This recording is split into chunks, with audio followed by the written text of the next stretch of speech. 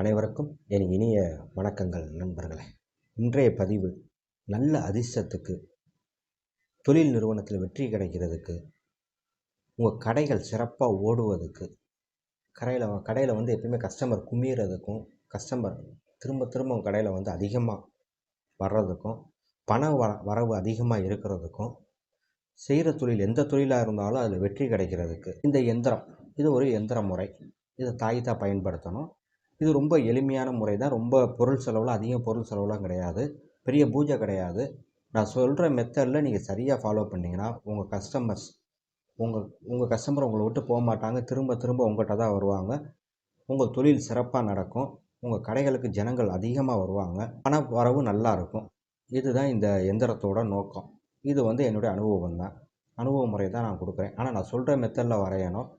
வரைஞ்சி நான் சொல்கிற மாதிரி செய்யுங்க. நிச்சயம் 100% உடனே ரிசல்ட் கொடுக்க ஆரம்பிக்கும். இதை வச்சு ஒரு 7 நாளுக்குள்ளேயே உங்களுக்கு அதுக்கான மாற்றங்கள் தெரிய ஆரம்பிச்சிடும். வெற்றி நிச்சயம் உங்களை தேடி வரும். மேலே ஒரு எந்திரம் வரும் பாருங்கள், இதுதான் எந்திரம். இந்த எந்திரத்தை நான் சொல்கிற மெத்தடில் வரைங்க. எப்படி வரையணும்னா, கட்டம் போட்டுக்குங்க. 4x 4 சைஸ் கட்டம் போட்டுக்குங்க.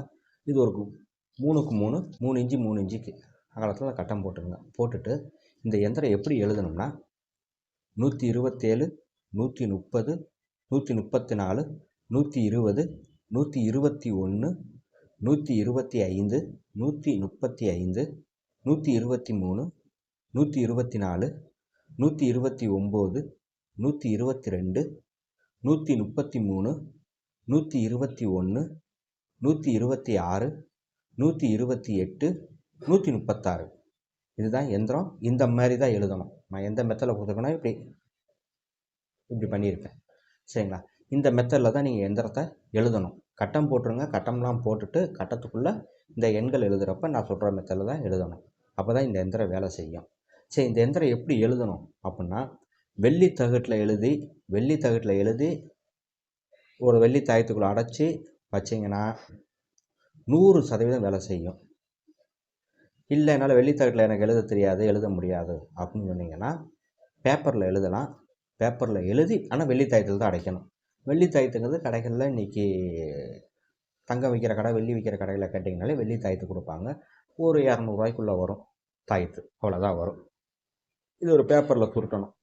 இதுக்கு எழுதுறதுக்கான பயன்படுத்துகிற போகிற மை தான் ரொம்ப முக்கியம். இந்த மை எப்படி செய்கிறதுனா, குங்குமப்பூ, பசும்பால், நாட்டு பசும்பால், பச்சைப்பால், இந்த பால் ஊற்றி இந்த குங்குமப்பூவை போட்டு அரைக்கணும். அரைச்சி நல்லா பேஸ்ட் ஆக்கணும். பேஸ்ட் ஆக்கிட்டு நல்லா ரெட் கலர் பேஸ்ட் மாதிரி வரும். சரிங்களா? பிங்க் கலரில் இருக்கும் இந்த பேஸ்ட்டு. இதை மாதுளை மர குச்சி, நல்லா சின்ன குச்சியை எடுத்து அந்த குச்சியில் தான் இந்த எந்திரம் அந்த பேப்பரில் வரையணும். சரிங்களா? கட்டங்கள் போட்டுட்டு கட்டத்துக்குள்ளே நான் சொன்ன மெத்தடில் இந்த எந்திரத்தை உள்ளே நான் சொல்கிற மெத்தடில் அடைக்கணும். இதுதான் விதி. அப்படி இல்லை, நான் வெள்ளி தகட்டில் எழுதுகிறேன் அப்படின்னு சொல்லிட்டிங்கன்னா, வெள்ளி தகட்டில் பேனால், ஒரு எழுதாத பேனால் எழுதி ரீஃபில் முடிஞ்ச பேனால், சரிங்களா? ரீஃபில் முடிஞ்ச பேனால் இதை எழுதிட்டு அந்த தகடை ஒரு மஞ்சள் தண்ணி போட்டு கழுவி சுத்தம் பண்ணிவிட்டு தொடச்சிட்டு இந்த செஞ்ச பேஸ்ட்டு மேலே தடவிடுங்க. அந்த எந்திரத்து மேலே தடவி பூஜை பண்ணணும். எப்படி பண்ணணும் பூஜைனா, உங்களோட இஷ்ட தெய்வம், உங்களோட குல தெய்வம் லட்சுமி தாயார், உங்களுக்கு ஒரு பூஜை பண்ணணும். 2 நெய் தீபம் ஏற்றி ஊதுபத்தி சாம்பிராணி பொருத்தி உங்களோட பிரார்த்தனை, என்னோடய தொழில் சிறப்பாக நடக்கணும், அதுக்கு எனக்கு உதவி செய்யுங்க, எனக்கு என்னோடய கஸ்டமர் எப்பயுமே என்னை விட்டு போகக்கூடாது, என்கிட்ட திரும்ப திரும்ப வரணும் அப்படிங்கிற பிரார்த்தனை பண்ணி ஒரு ஸ்வீட் வச்சு பண்ணணும். சரிங்களா? ஏதாச்சும் ஒரு ஸ்வீட், பால் ஸ்வீட் ஒன்று வச்சு இந்த பூஜை பண்ணிவிட்டு அதுக்கப்புறம் இந்த எந்திரத்தை சுருட்டி வெள்ளி தாயத்துக்குள்ளே அடைச்சி இதை ஃபுல்லாக பேஸ்ட்டு போட்டு ஒட்டிடுங்க. அனபாண்டு போட்டு ஒட்டிடுங்க.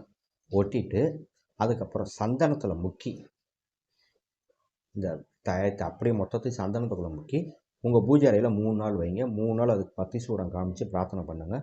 அதுக்கப்புறம் இதை எடுத்து உங்களோட தொழில் செய்கிற நிறுவனம், உங்கள் கடையாக இருந்துச்சுன்னா உங்கள் தலைமாட்டுக்கு மேலே பின்னாடி செவுத்தில் மேலே தொங்க விட்ருங்க. சரிங்களா? உங்களுக்கு மேலே இப்படி வர்றவங்க பார்க்குற மாதிரி அப்படி செய்யலாம். அப்படி இல்லைன்னா உங்களோட கல்லாப்பெட்டியில் பணம் போடுற பெட்டியில் வைக்கலாம். ஆனால் பணப்பெட்டி சுத்தமாக இருக்கணும். இந்த இடமும் சுத்தமாக தான் இருக்கணும். சுத்தமான ஒரு பணப்பெட்டிக்குள்ளே தான் அதை வைக்கணும். எப்பயுமே அந்த பணப்பெட்டி சுத்தமாக இருக்கணும். தொடச்சி நீட்டாக பேப்பர் விரித்து பணங்கள் அடுக்கி, சில பேர் குப்பையாகவே வச்சுருப்பாங்க. அப்படிலாம் இருக்கக்கூடாது. உள்ளே கண்டது கடிதெல்லாம் போட்டு வச்சுருப்பாங்க. அதெல்லாம் எதுவுமே இல்லாமல் இந்த தாயத்துக்கு ஒரு மரியாதை கொடுக்கணும். அதை உள்ளே வச்சு தினமும் ஒரு ஊதுபத்தி பொருத்தி அந்த தாயத்துக்கு எடுத்து காமிச்சு பிரார்த்தனை பண்ணி, கையில் வச்சு பிரார்த்தனை பண்ணிவிட்டு திருப்பி கல்லாப்பெட்டிக்குள்ளே வச்சுருங்க. இப்படி மேலே தொங்க விட்றீங்கன்னா தினமும் அதுக்கு ஒரு ஊதுபத்தி காமிச்சு சாமி கும்பிட்டு நீங்கள் இந்த வழிபாடை செஞ்சு வாங்க. 7 நாளில் உங்களுக்கு மாற்றத்தை கொடுக்க ஆரம்பிக்கும். உங்கள் தொழில் மென்மேலும் வளர்ச்சி அடைய ஆரம்பிக்கும். உங்கள் கஸ்டமர் திரும்பி உங்களை தேடி அதிகமாக வர ஆரம்பிப்பாங்க. உங்களோட பொருளாதார நிலை அதிகமாக உயரும். இதுதான் இந்த எந்திரத்தோட பலன். அருமையாக வேலை செய்யும். நண்பர்களே, இந்த வீடியோ பிடிச்சிருந்தா மறக்காமல் அனைவருக்கும் ஷேர் செய்யுங்க, சப்ஸ்கிரைப் செய்யுங்க, லைக் செய்யுங்க. உங்களோட கருத்துக்களை என்னோடய வாட்ஸ்அப் நம்பர் கீழே வருது, இதில் தெரிவிங்க. உங்களுக்கு என்ன மாதிரி வீடியோ எதிர்பார்க்குறீங்கன்னு. என்கிட்ட அதிகமாக கேட்கப்பட்டது இந்த கேள்வி தான். இப்போதைக்கு சமீபத்தில் என்கிட்ட கேட்டது, எனக்கு தொழில் நல்லபடியாக நடக்கணும், எனக்கு வெற்றி கிடைக்கணும், என் கடை நல்லபடியாக ஓடணும், இதுதான் அதிகமாக கேட்கப்பட்டிருந்தது. அதனால் உங்களுக்காக தான் இந்த பதிவு நான் கொடுத்துருக்கேன். வெற்றி நிச்சயம் கிடைக்கும். நல்லது நண்பர்களே, உங்களோட அன்பும் ஆதரவும் என்றும் நம்மளுடைய சேனலுக்கு இருக்கட்டும். நன்றி நண்பர்களே. மீண்டும் சந்திக்கிறேன் நாளை. நன்றி.